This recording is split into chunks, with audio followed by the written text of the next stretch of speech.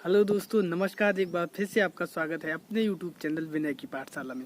आज दोस्तों हम लोग इस वीडियो में कक्षा 8 की एक्सरसाइज 2B के बचे हुए प्रश्नों को सॉल्व करेंगे, जो कि वर्गमूल के अनुप्रयोग से संबंधित है।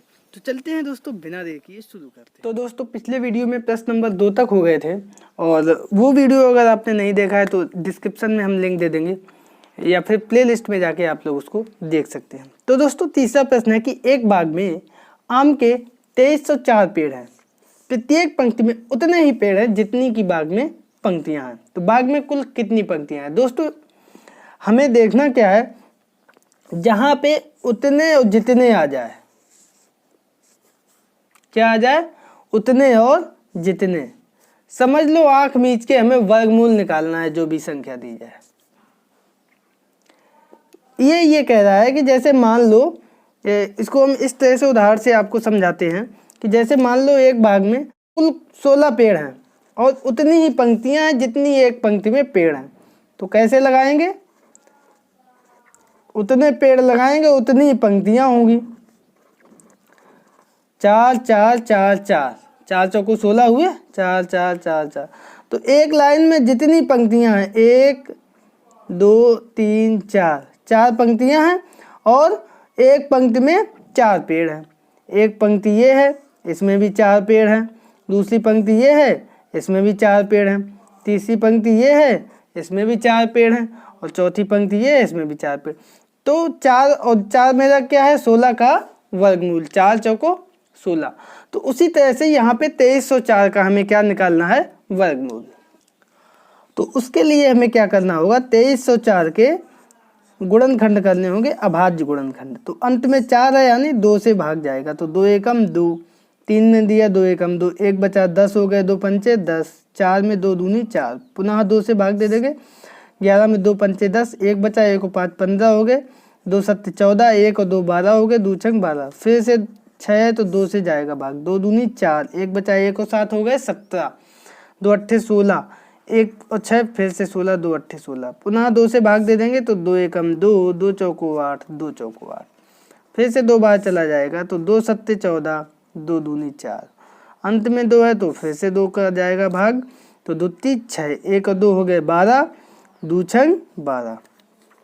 फिर 2 से भाग चला जाएगा, 2 का 36 में 18 दूनी 36, 18 है तो ये भी 2 के पहाड़े में आता है, 2 नियम 18। 9 2 के पहाड़े में नहीं आता है, ये 3 के पहाड़े में आता है। तो 3 का 9 और 3 का 3 एकम 3। ये तो हो गया भाज्य गुणनखंड। अब हम इधर लिख लेंगे बाग में कुल पंक्तियां बराबर क्या होगा? 2304 का वर्गमूल होगा। वर्गमूल का चिन्ह लगा दिया 2304। अब ये अभाज्य गुणनखंड जो हमने किए थे 2304 के, वो यहाँ पे लिख देंगे। तो देख लो, 2 4 5 6 7 8 बार 2 था। 1 2 3 4 5 6 7 8 और 3 2 बार था, 3 3। क्या करते हैं हम? गुणनखंड के जोड़े बना लेते हैं सेम संख्याओं की। अब एक एक जोड़ा बाहर कर दो। 1 2 इससे आ गया, 1 2 इससे आ गया, 1 2 इससे आ गया, 1 2 इससे आ गया और 1 3 आ गया। अब इनका सबका गुणा कर दो। कैसे करते? 2 दूनी 4, 4 दूनी 8, 8 दूनी 16, 16 तिया 48। तो बाग में कुल पंक्तियां कितनी आ गई? 48। दोस्तों यहीं पे प्रश्न अगर ये भी पूछ दे कि एक पंक्ति में कितने पेड़ हैं, तो उसका भी आंसर यही होगा। एक पंक्ति में कुल पेड़ बराबर तो भी 48 होगा। क्यों? क्योंकि जितनी पंक्तियां हैं उतने ही पेड़ हैं, प्रश्न कह रहा है। तो इन दोनों में से कुछ भी हमसे पूछ सकता है। तो इस तरह से ये मेरा प्रश्न नंबर 3 कंप्लीट हो गया। तो दोस्तों चौथा प्रश्न दिया गया है कि एक सेनानायक ने अपनी सेना को टोलियों में इस प्रकार विभाजित किया कि प्रत्येक टोली में उतने ही सैनिक थे जितनी की टोलियां थी, और यदि उस सेना में कुल 6561 सैनिक थे तो प्रत्येक टोली में कितने सैनिक थे? दोस्तों ये प्रश्न बिल्कुल पिछले प्रश्न की तरह है, जब पेड़ लगाने की बात हुई थी और ये हुआ था कि एक पंक्ति में उतने ही पेड़ हैं जितनी की पंक्तियां हैं, यानी जितने पंक्तियां हैं उतने ही पेड़ हैं। ये वर्ग बना रहे हैं। क्या बना रहे हैं?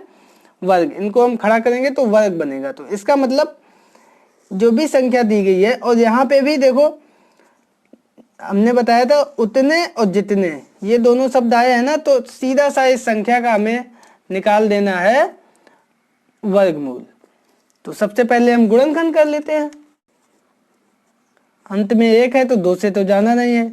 इनके अंकों को हम जोड़ के देखते हैं, 6 5 11, 6 7 1 18, 3 से कट रहा है, इसका मतलब इसमें 3 का भाग चला जाएगा। 3 का 6 में 3 दूनी 6, पूरा पूरा चला गया। 3 का 5 में 3 एकम 3, 2 बचा, 2 और 6 26, 3 अट्ठे 24, 2 और 1 21 हो गए, 3 सते 21। फिर से 3 से भाग जाएगा, 3 सते 21।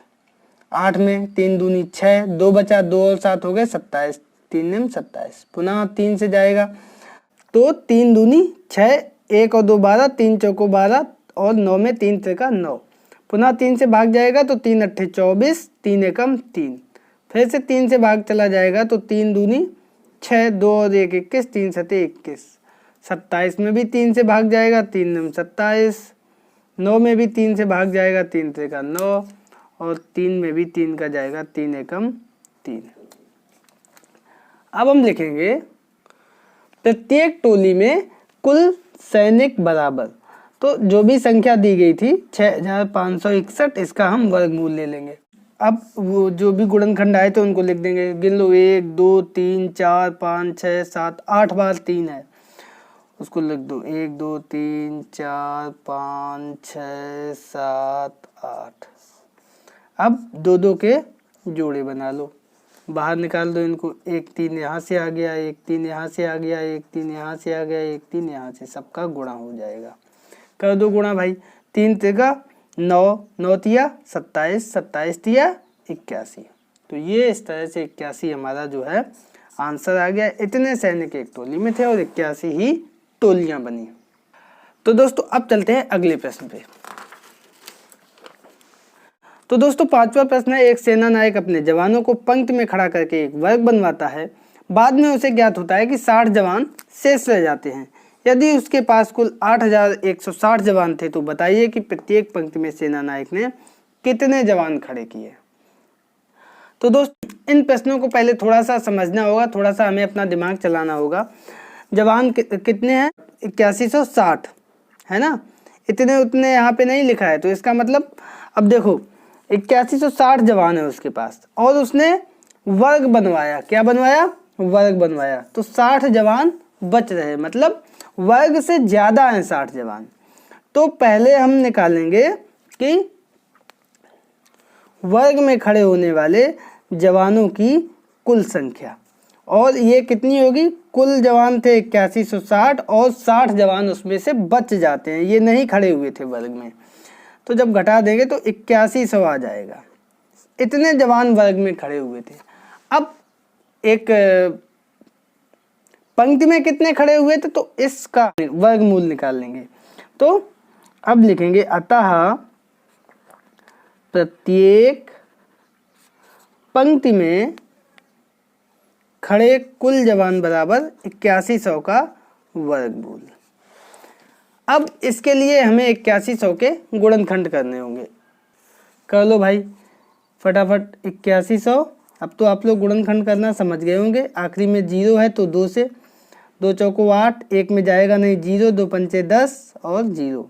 पुनः 2 से जाएगा तो 2 दूनी 4, 0 के नीचे 0, फिर से 2 दूनी 4, 1 और 0 10, 2 पंचे 10। 5 आ गया तो 5 से भाग जाएगा, 5 चौको 20। अब 5 का 2 में जाएगा नहीं, यहाँ पे दोस्तों काफ़ी लोग गलती करते हैं। 5 चौका 20, 20 में चला गया 4 का। अब 5 का 2 में जाएगा तो 2 में जाएगा नहीं तो इसका आएगा 0। अब जाके 25 होगा तो 5 25। पुनः 5 आ गया तो फिर से 5 अट्ठे 40, यहाँ पे 5 से चला जाएगा तो 5 एकम 5।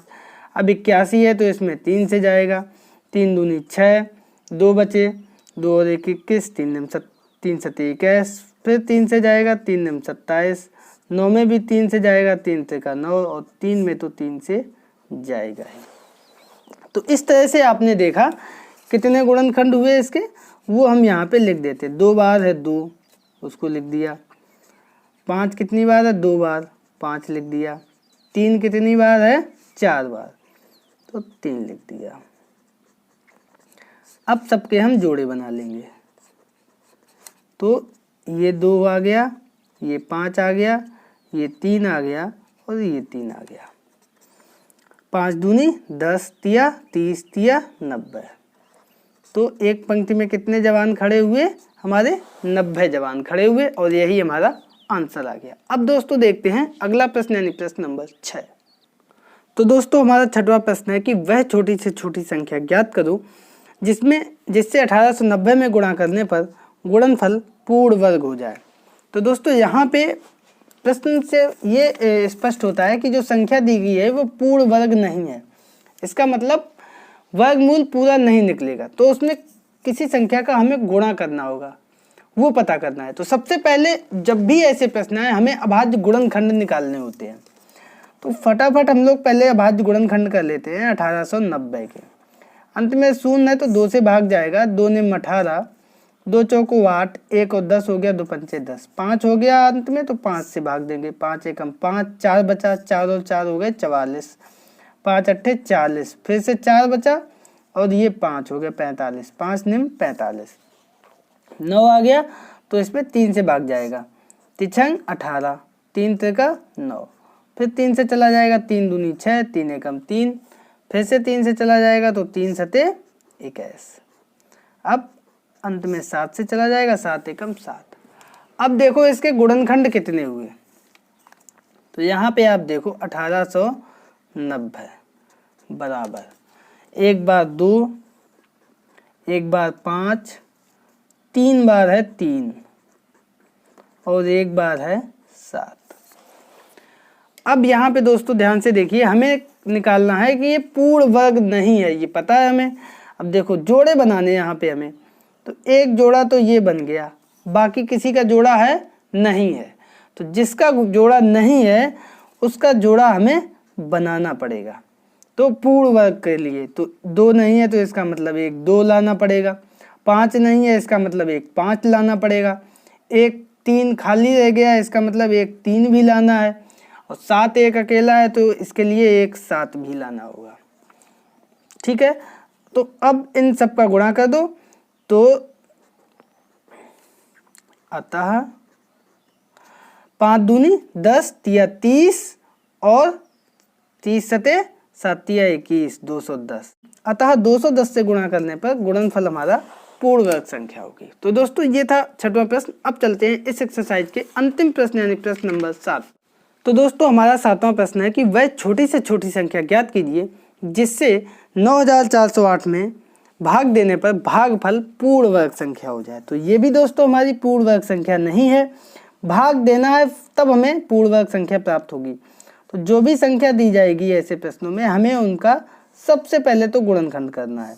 अंत में 8 है तो 2 से भाग जाएगा, 2 का 9 में 2 चौको 8, 1 बचा 1 और 4 हो गए 14, 2 सत्ते 14, 0 के नीचे 0, 2 चौको 8, फिर 2 से भाग दे देंगे क्योंकि अंत में 4 है, 2 दूनी 4, 2 3 6, 1 और 0 हो गए 10, 2 पंचे 10, 2 दूनी 4, फिर अंत में 2 है तो 2 से जाएगा, 2 एकम 2, 2 एकम 2, 1 और 5 15 हो गए, 2 सत्ते 14, 1 बचा 1 और 2 हो गए 12, फिर से 2 छक्का 12, 6 है तो 2 से पुनः भाग दे देंगे, 2 पंचे 10, 1 और 7 17 हो गए, 2 अट्ठे 16, 1 और 6 16, फिर से 2 अट्ठे 16, तो अंत में 8 है पुनः 2 से भाग दे देंगे, 2 दूनी 4, 1 2 ने 18, 2 चौको 8, 4 है तो फिर से 2 से भाग दे देंगे, 2 एकम 2, 2 चौको 8, 2 सत्ते 14।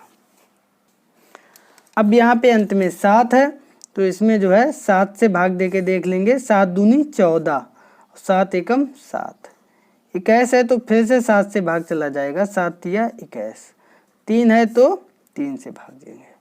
भाग देते समय यहाँ हम पुनः आपको बता दें, ये देखते हैं कि अभाज्य गुणनखंड होने चाहिए। ये सभी कैसे गुणनखंड हो?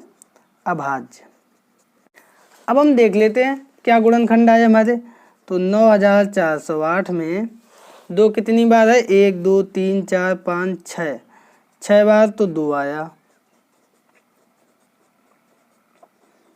और 2 बार आया है 7, और 3 एक बार आया है। अब हम ये देख लेते हैं कि कौन कौन जोड़े में बैठा है।